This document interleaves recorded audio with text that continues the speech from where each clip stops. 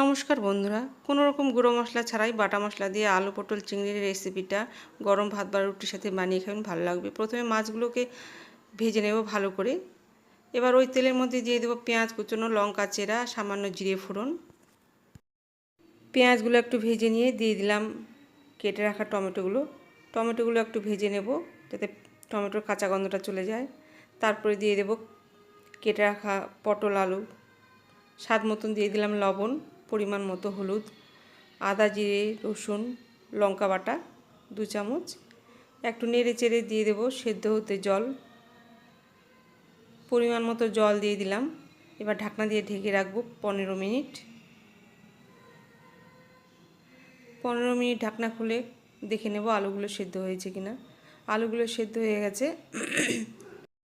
1 minute ভালোভাবে কষে নিয়ে দিয়ে দিলাম চিংড়ি মাছগুলো দিয়ে একটু নেড়ে চেড়ে